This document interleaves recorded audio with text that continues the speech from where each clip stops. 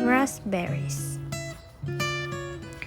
Pero bago yan ay magdadagdag muna tayo ng mga pampataba para sa berries.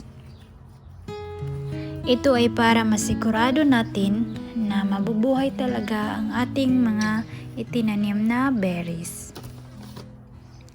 Ito nga pala ay organic rin na pampataba.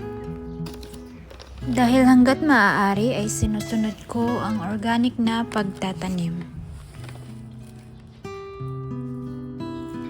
Ito ang aking raspberries na seedlings.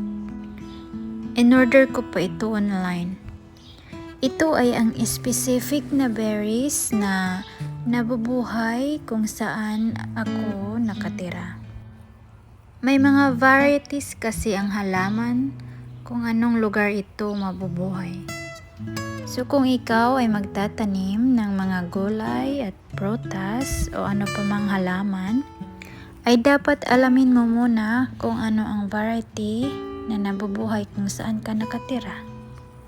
Dito sa Amerika, iba-iba ang klima. May mga lugar na sobrang malamig, may mga lugar na tama-tama lang, may mga lugar na palaging mainit. Kaya dapat iayon mo kung ano ang halaman na nabubuhay sa lugar mo. Kung saan ako nakatira ay minsan sobrang taas ng temperatura. So itong specific na berries na aking tinanim ay hindi siya basta-basta namamatay kapag sobrang tumaas ang temperatura.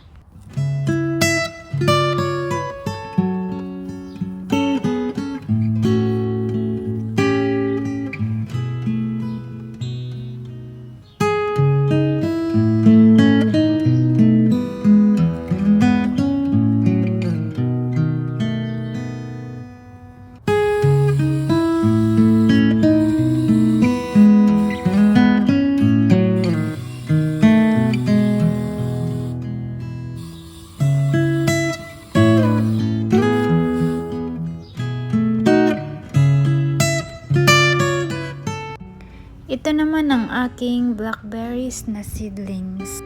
So nakikita nyo, sobrang liit pa nila. Sana ito ay mabuhay. Dahil ang mahal pa naman ng mga seedlings ng berries. Kaya't pagsisikapan natin na mabuhay ang mga ito. Ang pagtatanim ay walang kasiguraduhan. Minsan swerte, minsan ay hindi. Pero ang importante ay meron tayong mga natututunan.